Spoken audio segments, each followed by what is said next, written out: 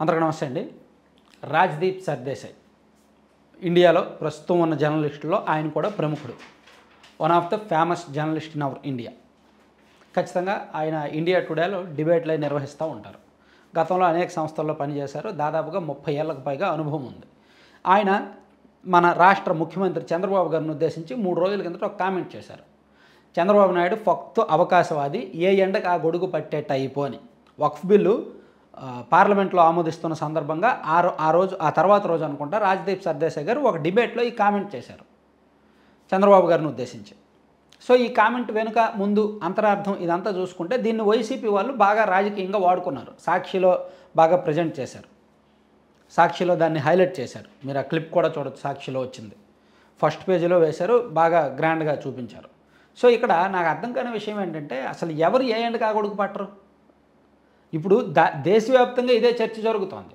YCP వాళ్ళే బహుశా రాజ్‌దీప్ సర్దేశాయ్ గారి చేత అలా మాట్లాడించారేమో, అందుకే దాన్ని హైలైట్ చేస్తున్నారేమో అని. అసలు అంటే దీని వెనక ఇప్పుడు సోషల్ మీడియాలో జరుగుతున్న చర్చ కానీ, దేశవ్యాప్తంగా జరుగుతున్న చర్చ కానీ అసలు రాజ్‌దీప్ సర్దేశాయ్కి ఎందుకు ఈ అవసరం వచ్చింది? అసలు ఏ ఇప్పుడు ఇంత ఎక్స్పీరియన్స్ ఉన్న రాజ్‌దీప్ సర్దేశాయ్ గారికి తెలీదా ఎవరు స్వార్థపరుడు కాదు, ఎవరు అవకాశవాది కారు? నరేంద్ర మోదీ గారు అవకాశవాది కాదా? జగన్మోహన్ రెడ్డి గారు అవకాశవాది కాదా? స్టాలిన్ గారు కాదా? చంద్రబాబు గారు కాదా? నవీన్ పట్నాయక్ కాదా? మమతా బెనర్జీ కాదా? నితీష్ కుమార్ కాదా? రాజకీయం అంటేనే ఆ 2 అవలక్షణాలు ఖచ్చితంగా ఉండాలి. ఒకటి అవకాశవాదం, 2 అవినీతి. ఈ 2 ఉంటేనే రాజకీయాల్లో ఉండగలరు. అవకాశవాదం ఉండాలి, అవసరాన్ని బట్టి గొడుగులు మారుస్తూ ఉండాలి, ఏ ఎండకు ఆ గొడుగు పడుతూనే ఉండాలి. అలాగే అవినీతి చేయాలి. అవినీతి చేస్తే జేబులో డబ్బులు తీసుకొచ్చి తాతలు తండ్రులు సంపాదించిన ఆస్తులు తీసుకొచ్చి భూములు అమ్ముకొని ఆస్తులు అమ్ముకొని ఎవడు రాజకీయం చేయడుగా.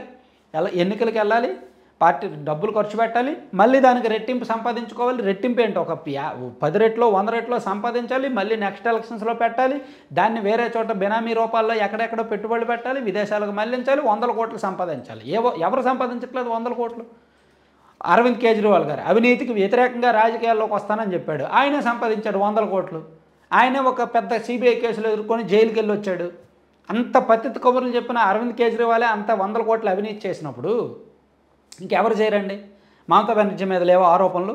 2 చిట్స్ కుంభకోణాల్లో ఆమె ఇప్పటికీ కూడా ఆమె ఆరోపణలు ఎదుర్కోవట్లేదా? సిబిఐ విచారణ ఎదుర్కోవట్లేదా?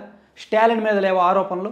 1977 నుంచి 1985 మధ్య స్టాలిన్ మీద విపరీతమైన ఆరోపణలు వచ్చాయి. వందలాది మంది అమ్మాయిలను అతను లైంగికంగా వేధించారనే ఆరోపణలు వచ్చాయి. అతని తండ్రి కరుణానిధి సీఎంగా ఉన్నప్పుడు. సో అవన్నీ కూడా పాతవి, ఇప్పుడు అవన్నీ కాదు.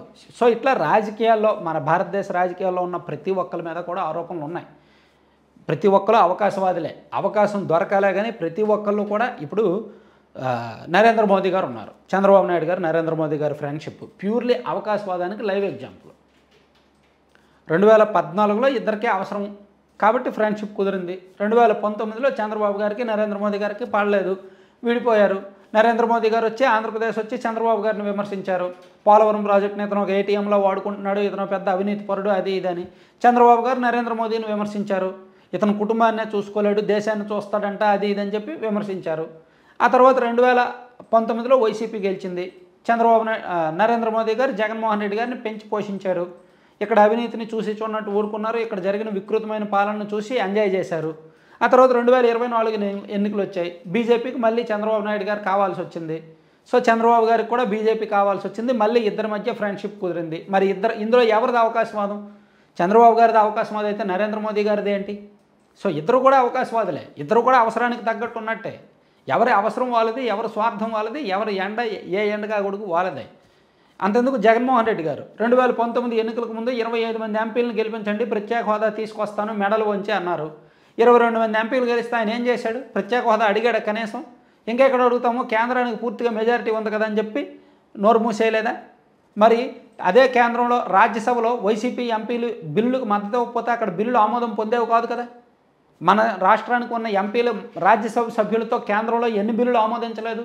మరి అప్పుడు జగన్మోహన్ రెడ్డి గారు బేరం పెట్టొచ్చుగా, మాకు ప్రత్యేక హోదా ఇవ్వండి, మాకు నిధులు ఇవ్వండి అని. ఎందుకు పెట్టలేదు? కేసులు భయం. మరి అది అవకాశవాదం కాదా? అది ఏ ఎండగా గొడుగు పట్టినట్టు కాదా? ఇట్లా దేశంలో ఉన్న ప్రతి రాజకీయ నాయకుడు, ఇంక్లూడింగ్ ఎమ్మెల్యేలతో సహా, అంతెందుకు గ్రామ స్థాయిలో ఉండే ఎంపీటీసీలు సర్పంచులతో సహా అవకాశవాదం ఉంటుంది. ఏ ఎండగా ఆ గొడుగు పట్టే టైప్ ఉంటుంది. కాకపోతే రాజ్దీప్ సర్దేశాయ్ గారికి ఇదంతా తెలీదా ప్రాక్టికల్గా, ఏదో విమర్శించాలి కాబట్టి విమర్శించారు. సో ఇప్పుడు ఆయన మీద వస్తున్న విమర్శలు ఏంటంటే, ఆయన ఎందుకు వైసీపీ కోసం ఏమైనా పనిచేస్తున్నాడా, వైసీపీ ఏమైనా అతని చేతి చెప్పించిందా?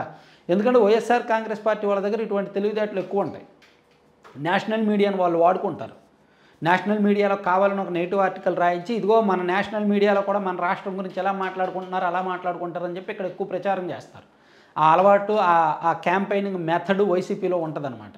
మేబీ రాజ్దీప్ సర్దేశాయ్ గారు అయితే ఇప్పటి వరకు అటువంటి మరకలు ఏమీ లేవు, అటువంటి మచ్చలు లేవు. మేబీ ఇప్పుడు ఏమైనా ఆయన కూడా తలదూర్చారేమో, ఎవరు అతిథులు కాదు కదా. Thank you.